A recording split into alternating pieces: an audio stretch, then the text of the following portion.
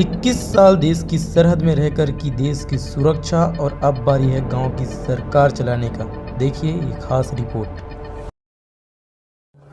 लोकतंत्र का एक सबसे बड़ा पर्व होता है चुनाव का, और इस चुनाव के एक पड़ाव आता है त्रिस्तरीय पंचायत चुनाव का। जैसा कि आपको पता होगा कि छत्तीसगढ़ में त्रिस्तरीय पंचायत चुनाव संपन्न हुआ है, जिसमें सभी गांवों के मतदाता ने अपने मुखिया का चुनाव किया। कहीं सबसे कम उम्र की महिला प्रत्याशियों ने जीत हासिल की, तो कहीं सबसे उम्रदराज प्रत्याशियों को गांव की मुखिया और सरकार चलाने का मौका जो मिला है। लेकिन आज हम आपको जो खबर बताएंगे और सुनाएंगे वो इन सबसे काफ़ी हटकर है। आज हम बताएंगे कैसे बालोद जिले का एक व्यक्ति जिसने 21 साल देश की सेवा की और देश के अलग अलग शहरों में, राज्यों में, सीमाओं में जाकर देश की सुरक्षा करने का जो है कार्य किया। लेकिन अब मौका है आज उनको मौका मिला है कि वे अपने गृह ग्राम और अपने गांव को संवारे और अपने गांव को मुखिया बना है। आज हम उन्हीं से बात करने की कोशिश करेंगे कि आखिर कैसे उनके मन में आए कि अपने गांव की सेवा करें और जनता ने जो उनको दायित्व सौंपा है कैसा उनका निर्वहन करेंगे। मैं बड़े ही सम्मान के साथ आज के हमारे मुखिया हमारे मेहमान के साथ बातचीत करते हैं। भैया, सबसे पहले तो आपको प्रणाम। नमस्कार, जय हिंद, जय भारत। आपका परिचय बता दीजिए सबसे पहले तो। मेरा नाम योगेश्वर प्रसाद है और मैं सीआरपीएफ में पैरामिलिट्री सीआरपीएफ से 21 साल अपना सेवा दे करके सेवा मुक्त हुआ हूँ। और अभी 31 जनवरी को मैं सेवा मुक्त होकर के 1 फरवरी को मैं अपना ग्राम खुरसनी आया हूँ। और जब ग्राम खुरसनी में आया तो त्रिस्तरीय जो पंचायत चुनाव था तो चल रहा था जी। तो उसी दौरान हमारे युवा वर्ग के जो साथी थे वो विचार बना रहे थे कि इस बार हम लोग भी भाग लेंगे। तो मैं 31 जनवरी को मेरा रिटायर हो गया, उन लोगों को पता चला कि रिटायर हो गया है, आ रहा है। तो उन लोगों ने विचार बनाया कि हमारे साथ में हमारे जगह भैया साथ चुनाव में भाग ले। और इस तरह से मैं 31 जनवरी को रिटायर होने के बाद में मैं 4 तारीख को पहुंचना था। मुझे 4 तारीख को हमें जब हम पेंशन आते हैं उस समय हमें गवर्नमेंट हमें घर जाने की सुविधा देती है जी। तो सरकारी हमें टिकट मिलता है। तो जो टिकट मिला था कंफर्म, हमें पहले से टिकट कर देते हैं कि सीट कंफर्म हो जाए। और उसके बाद 4 तारीख को मुझे घर पहुंचना था। अब पता चला कि जो लास्ट डेट है, तीसरे चरण में हमारे यहाँ इलेक्शन था जी। और और इलेक्शन में तीसरा चरण का 23 तारीख को मिला था जी। और 23 तारीख में 3 तारीख लास्ट डेट था जी। तो इस हिसाब से मैं 3 तारीख को पहुँच नहीं पाता।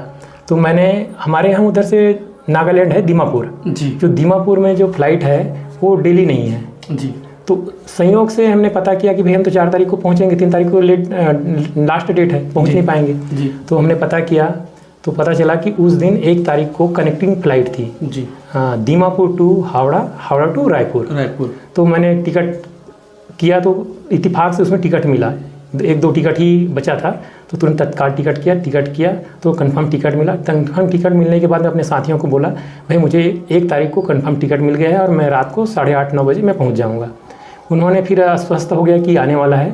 फिर उन्होंने अपने एफिडेविट जो प्रक्रिया था तो संडे को एफिडेविट नहीं था, मैं सोमवार को आया शनिवार को पहुँचा मैं और संडे को छुट्टी रहता है, एफिडेविट बनेगा नहीं। तो उन लोगों ने शनिवार को एफिडेविट बनाया और सोमवार को हमने अपना नामांकन दाखिल किया।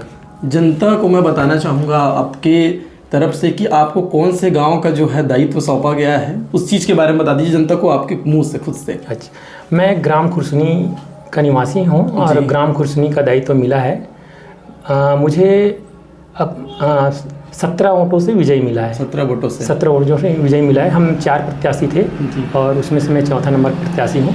17 मतों से विजय मिला है। और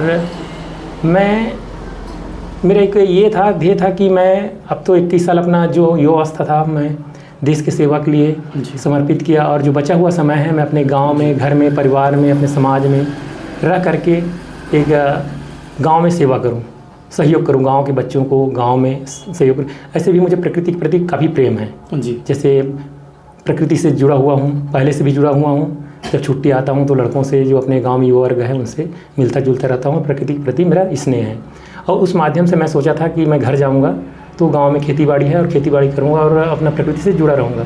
और इसी दौरान ये चुनाव का मौका मिला और मेरे लिए एक प्लेटफार्म मिल गया जी। कि एक माध्यम मिल गया कि मैं गाँव में सेवा कर पाऊँ। और इसी वजह से मैं आज समाज के सेवा के लिए मैं जुड़ा हूँ और मुझे गांव की जनता ने काफ़ी स्नेह और प्यार दिया। मेरा एक सवाल था आपसे कि जैसे कि आपने मन बनाया चुनाव लड़ने का, क्या घर वाले जो आपके सपोर्ट में थे, आपके निर्णय से खुश थे कि अभी तो आ रहा है, मस्त घर में बैठता आराम करता घर में, क्यों अपने गाँव की मुखिया और निर्णय लिया ऐसा? अपने घर वाले आपके पक्ष में थे आपके निर्णय के? निर्णय में ऐसा है कि मेरे घर में मेरे माँ पिताजी को पता है कि ये समाज से जुड़ा रहना चाहता है। पहले से उनको पता है कि समाज से जुड़ा रहना चाहता है, प्रकृति से जुड़ा रहना चाहता है। तो अब गांव में रहना है, गांव में ही गुजर बसर है। तो गांव में रह करके एक कहना चाहिए जो समय है मेरे पास, अब मेरे पास पूरा समय है। अपना सेवा मुक्त कर लिया, पेंशन मिलता है मुझे, पेंशनर हूँ, तो मेरे पास समय है। तो समय को एक समाज में सेवा के रूप में मतलब दे सकूं। तो घर वाले भी कहीं ना कहीं उनके मानसिक ऐसे दुविधा में थे कि आ रहे हो तो और ये सब चीज़ की बजाय अगर अपना शांति से अपना खेती बाड़ी करो। फिर मन सा ये रहा, जैसे मैंने बोला तो माँ पिताजी ने बोला चलो ठीक है, प्रयास करके देखो और समाज का सेवा करो। इससे पहले हमने कभी मन बनाया कि चुनाव लड़ता मैं भी? अगर जब से आप ड्यूटी नहीं लगे थे तब से ऐसा नहीं। जब हम तो उस समय कम उम्र के थे, युवा वर्ग थे, हम अपना खेती बाड़ी प्लस उसके साथ ही पढ़ाई कर रहे थे। मैं जब CRP में गया उस समय पब्लिक एडमिनिस्ट्रेशन में PG कर रहा था मैं, लोक प्रशासन फर्स्ट साल हो गया था, सेकंड बचा था, उस समय एग्ज़ाम चल रहा था। तो फरवरी 29 फरवरी को ज्वाइनिंग था तो उस समय एग्ज़ाम चल रहा था। तो एग्ज़ाम चल रहा था, मेरा एग्ज़ाम हुआ नहीं, फर्स्ट साल कंप्लीट होकर दूसरा साल एग्ज़ाम चल रहा था। और मैं 2003 में मेरा कंप्लीट भर्ती हो गया था।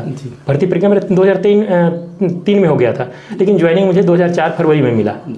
2004 के 29 फरवरी को ज्वाइनिंग मिला। मैं ज्वाइनिंग किया नीमच में, चित्तौड़ पढ़ता तो MP में है, लेकिन राजस्थान चित्तौड़गढ़ से लगा हुआ है, बॉर्डर में लगा हुआ है नीमच।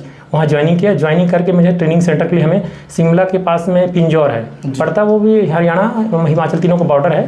तो एक कालका स्टेशन है, कालका स्टेशन से लगा हुआ है, शिमला जाने के लिए कालका स्टेशन पड़ता है, वहाँ हमारा ट्रेनिंग सेंटर है। वहाँ ट्रेनिंग कंप्लीट किया। ट्रेनिंग कंप्लीट करके मेरा पोस्टिंग हुआ, फर्स्ट पोस्टिंग आंध्र प्रदेश। और आंध्र प्रदेश फर्स्ट पोस्टिंग हुआ। और पोस्टिंग होने के बाद हेडक्वार्टर आंध्र प्रदेश में था, लेकिन उसका कंपनियां दाएं बाएं पूरे 3 साल का होता है पोस्टिंग, 3 साल पूरे देश में घूमना पड़ता है। वहाँ से फिर मेरा पोस्टिंग हो गई त्रिपुरा बांग्लादेश बॉर्डर में। वहाँ रहा 3 साल। वहाँ रहते हुए भी यहाँ श्रीनगर इधर उधर बहुत सारी जगह ड्यूटी किए। और वहाँ से बांग्लादेश जो बॉर्डर था वहाँ से त्रिपुरा से फिर पोस्टिंग हुए जम्मू कश्मीर में। सर मेरा एक सवाल था, जैसा कि आपने पूरी जो लाइफ है 21 साल बॉर्डर में बिताई है, आपने छत्तीसगढ़ में कभी ड्यूटी किया है? छत्तीसगढ़ भी ड्यूटी किया। जब मैं वहाँ से श्रीनगर JNK में रहा, JNK में 5.5 साल सेवा दें, वहाँ से मेरा फर्स्ट उसके बाद पोस्टिंग हुआ छत्तीसगढ़। लेकिन छत्तीसगढ़ में वो बीजापुर और भोपालपट्टनम आंध्र प्रदेश के बॉर्डर था, हमें दोनों तरफ ड्यूटी करना पड़ता। हमारा जो सीमाएँ थी ड्यूटी का, जो हमें जो जवाबदारी मिलता है वो दोनों एरिया था। बीजापुर से लेकर के भोपालपट्टनम जो आंध्र प्रदेश में पड़ता है, भोपालपट्टनम, और बीजापुर छत्तीसगढ़ में पड़ता है। हम दोनों जगह ही उस समय पोस्टिंग था मेरा 3 साल। आपने छत्तीसगढ़ के गहन इलाकों में जहाँ नक्सलियों का गढ़ था वहाँ पे ड्यूटी की है। छत्तीसगढ़ में और दूसरे जो राज्य है वहाँ के बॉर्डर में क्या अंतर है, और नक्सली जो मुठभेड़ होती है और जो हलचल उसमें क्या अंतर जो आपको दिखता है? उसमें देखो, जो नक्सली है गुरीला वार है उसमें दिखाई नहीं पड़ता। हाँ, छुप करके होते हैं, जैसे स्पाइक लगाता है, ID लगाता है, वो दिखाई नहीं देता। गोलियां चलती है वो तो दिखाई देता है, वो संभल जाएंगे। लेकिन जो स्पाइक लगाता है, ID लगाते हैं, उनसे वो छुपाव का है। नक्सली जितना भी जैसे छत्तीसगढ़ में जो होता है वारदात होती है वो छुपाव का है, ओपन में नहीं होता। जैसे हम जैसे बॉर्डर में होता है तो बॉर्डर में सामने से प्रतिद्वंदी दिखता है, आपके साथ कुछ वारदात होगा तो आपको दिखाई देगा, आप देखेंगे, जानेंगे, और उसमें देखने सुनने समझने की समय नहीं होता। मतलब छत्तीसगढ़ में गुरिल्ला वार का मतलब ज़्यादा ही। हाँ, और दूसरी बात और है, वहाँ के जो भौगोलिक स्थिति है, पूरा जंगल है। मुश्किल छत्तीसगढ़ में ज़्यादा है नक्सली मुठभेड़ों में। हाँ, मतलब समस्याएं तो हर जगह है। जैसे यहाँ जंगल है तो जैसे हम श्रीनगर में रहे, जम्मू कश्मीर में हैं, तो वहाँ पहाड़ी है, ठंड के दिनों में बर्फ़ 6-6 महीने तक बर्फ़ है। तो अलग अलग जगह अलग अलग चुनौतियाँ हैं, चुनौतियाँ कहीं भी कम नहीं है। जैसा कि आप युवा वर्ग के हैं, आपके गांव में भी बहुत सारे युवा होंगे, उनको क्या आप प्रेरणा देंगे कि आप नौकरी करें, CRPF बने, जवान बने, कि देश की सेवा करने के लिए राजनीतिक पार्टियों से जुड़े? क्या आप बोलना चाहेंगे? मैं तो अपने बच्चों को सबसे पहले यही सलाह देता हूँ कि आप बढ़िया पढ़ाई कीजिए, पढ़ाई में मन लगाइए, और पढ़ाई के साथ में खेलकूद में भी मन लगाइए, दोनों साथ साथ रहे।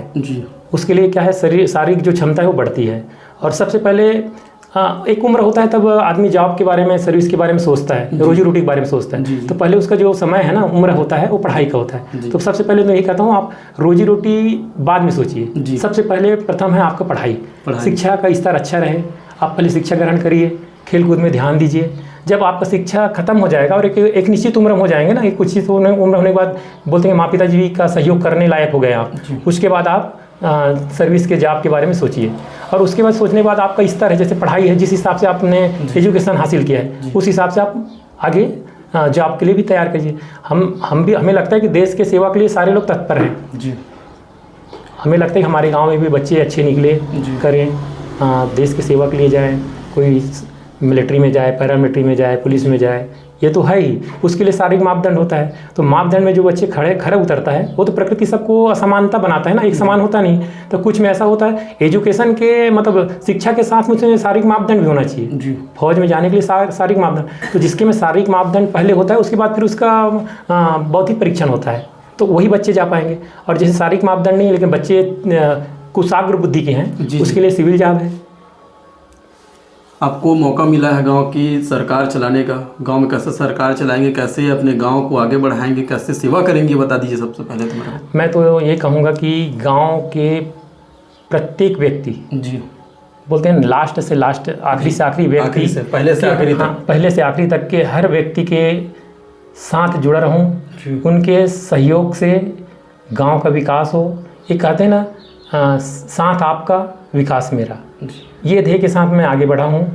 और मैं तो इनको एक संकल्पित हूँ, मैं इतने साल में अपना युवा अवस्था है वो मैं देश की सेवा में लगाया। और जो बचा हुआ समय है, अभी समाज ने मुझे 5 साल के लिए मौका दिया है। इस 5 साल में मैं एक कहते हैं ना 365 दिन जी, 7 दिन और प्लस 24 घंटे मैं आपके साथ में हूँ। और 5 साल जो मिला है उसमें ड्यूटी समझ के करूँगा, और ड्यूटी समझ के करूँगा, उसके लिए जो आप मुझे प्यार सम्मान देंगे वो मेरे लिए एक पारिश्रमिक के रूप में होगा।